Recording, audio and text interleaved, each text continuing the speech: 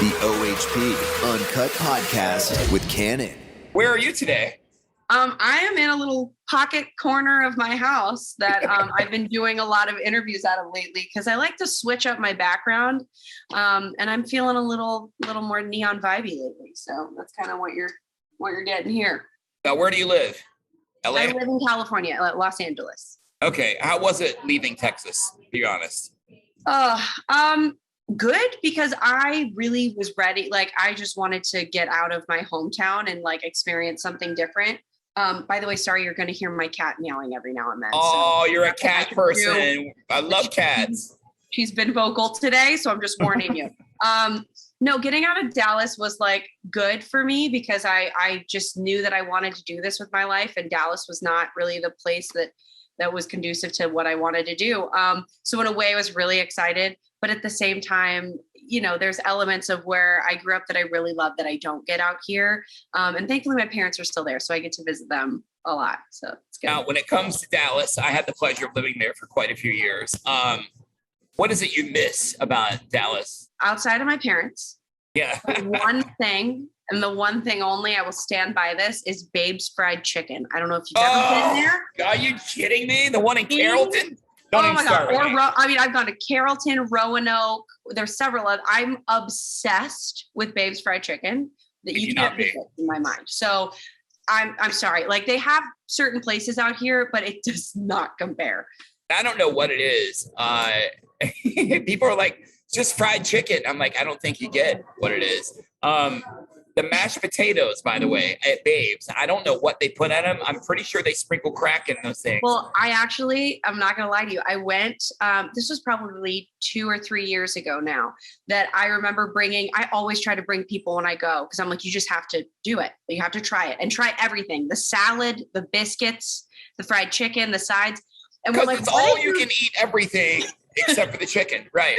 Yeah. I'm like, what do you do to it that makes this so addicting? And they said, there is so much sugar in everything. I'm like, well, it is like crack.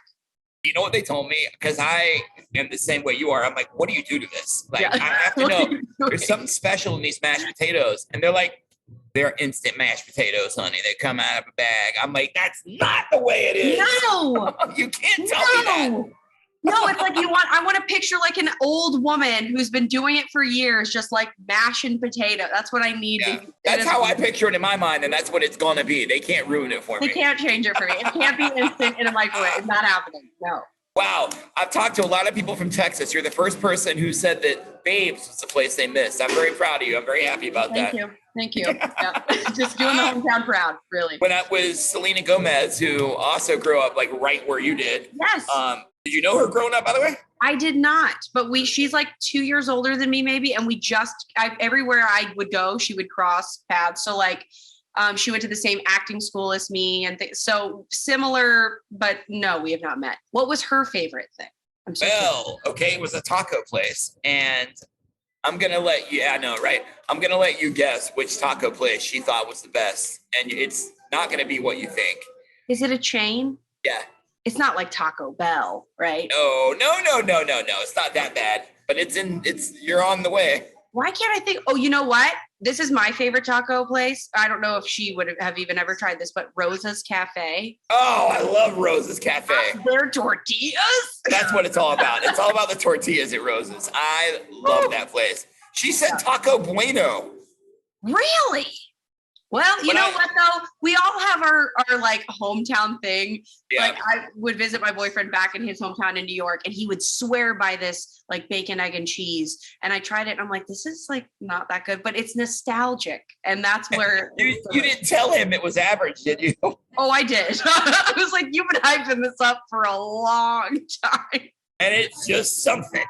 Yeah, but when you grow up with something, it means something special to you. But Taco Bueno was a surprise for me. I'm like, okay, it's all right. At least with Rosa's, they make the tortillas right there. I mean, there literally is an old lady with a machine making the tortillas. The tortillas. There's something about that you can't really beat. I don't know. I love it.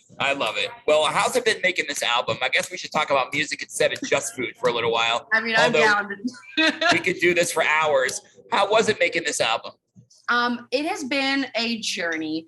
Since the pandemic, I had a hard time writing. I mean, I feel like a lot of people might say that, but for me, I write a lot about my personal experiences, and being stuck in the same room for a year, I feel like was not conducive to be like finding new things to write about.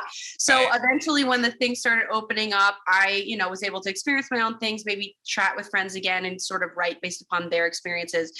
So in this last year, particularly, I've been having sort of a resurgence of creativity, and it's just been me and a piano. But I've really been able to like go back to the root of it, so that when I can go into the studio, we're really honing in on a new sound that's a little more pop driven than I typically have done in the past. So it's really worked well for that. With this particular song I'm releasing tomorrow, it comes out, is one that I actually wrote 3 years ago. So it was before the pandemic, that I've been sitting on, because I always knew I wanted to release this song, but I just wanted to find that right sound, and it's had an evolution over time. So I'm just stoked to be able to be releasing new music again. I'm ready, Is it about the boyfriend that was from New York? No, because he's still in my life and he's a good one. Oh, okay. This particular song was about I wrote it with one of my friends, Kaylee Shore and Simon Reed, and Kaylee kind of came to the right that day and said that she had run into her ex at the bar, and it had been a long time. She kind of forgot why it is they broke up. She's like, he looks good. And then after like talking to him, he said some really stupid stuff. And she's like, oh, right, I remember. Oh, like, yeah. When you open your mouth, like I'm really turned off. So that's where the song kind of stems from. All comes flooding back. You know what? I'm that way with like exes sometimes. Like I'll see an ex out and I'm like, God, she looks good. And then you talk to her for 5 minutes. I'm like, now I remember why I hate you. Exactly. It's like something is not clicking here. Yeah. It all comes flooding back. So you said that this song has changed direction and sound. Did it start as more of a country thing and evolve into more of a pop thing? Interestingly enough, I would say there are country elements that I've tried to keep for the most part, like slight instrumentation and things like that. But actually it kind of had a more, because Kaylee is more of a pop punk country artist, and we sort of kind of went off of like naturally where her sound was going. And there was this wicked like bass line that she played on the day. And so it had more of like, I don't even know, I guess it would be more of a punk leaning sound originally that obviously I grew up loving that sound, but with kind of the direction I'm going, I was like, I need to sort of shave off edges of things. And we found this sort of like country infused, but like pop anthem sound that I'm just obsessed with.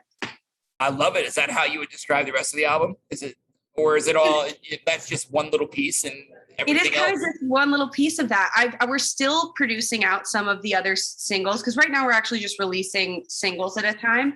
But everything sort of, we're allowing it to take on its own version of itself. But I would say more than anything, throughout would feel more pop than anything. Why did you decide to go in that direction?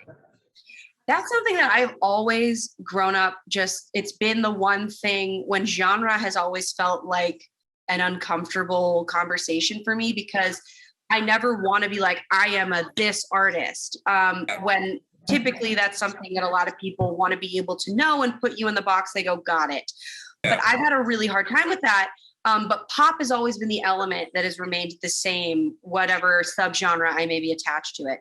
So for me, I've dabbled in R&B, singer-songwriter, country, but there's always been pop. And I think that I'm kind of just ready to see what that's like to stand on its own. And if there's elements of all of those things infused in individual songs, then that just feels more authentic to me. How is it being an actress and being an artist at the same time? I ask that because it's it's obviously two completely different skill sets, but you're obviously drawing from two completely different things. When you're an actor, you're playing a character. When you're an artist, it's deeply personal and very much not playing a character. Do you find it easy to go between the two? I actually do, oddly enough. I mean, don't get me wrong. Acting came to me a little later in life than music did. And it was something that was daunting and a little terrifying, because there's so many people that I look up to and respect that have been studying their whole life. But I kind of come at it from the angle of just being authentically, vulnerably myself in those moments. And the more I can bring elements of myself across, I feel like the more realistic or believable it might be. So I feel like it's very similar in that way with music, where I would say the only difference is it's the body of work being either written from somebody else that I'm just helping them portray what they're getting across, or a body of work that is something that I have experienced and built from the ground up that I'm equally trying to portray to other people. So in the same way, I'm trying to like get to a vulnerable place. It's very cathartic and therapeutic for me to do either. But yeah, they in a way go very hand in hand for me, especially in a performance setting on stage.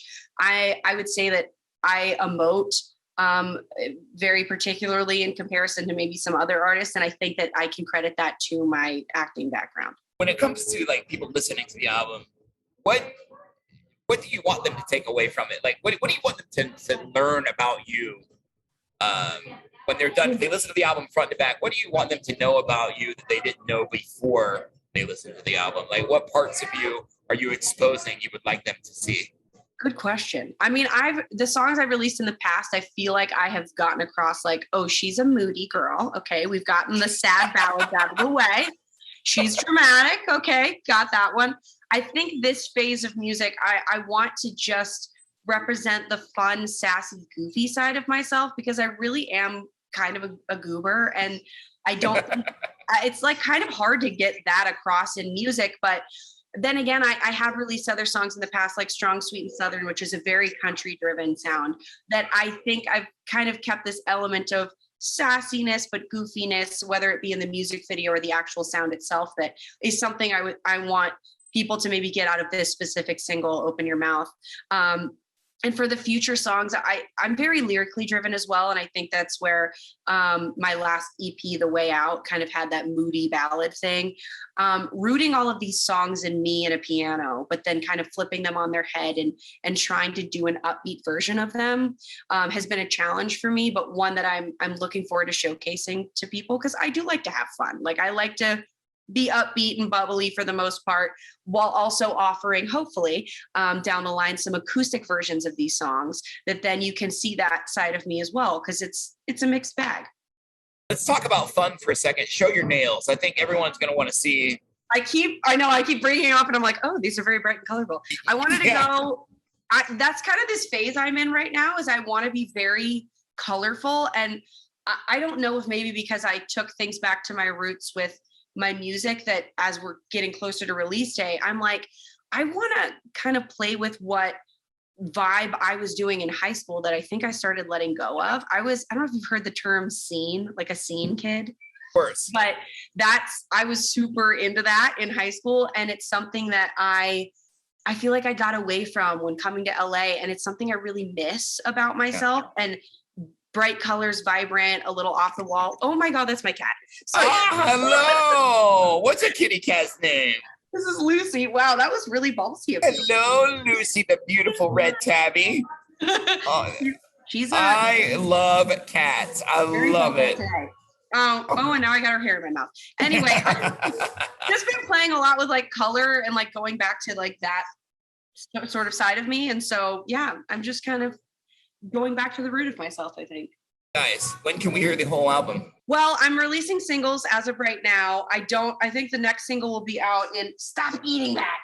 I think the next single will be out hopefully in July. And I think I'm going to do that for a little while, but I would love to release, because I do have so many songs that I want to put out that some of them might end up going together. So I would say later this year, maybe early next year, I could do at least an EP or something, but there will be tons of new music either way. What else you got planned for the summertime?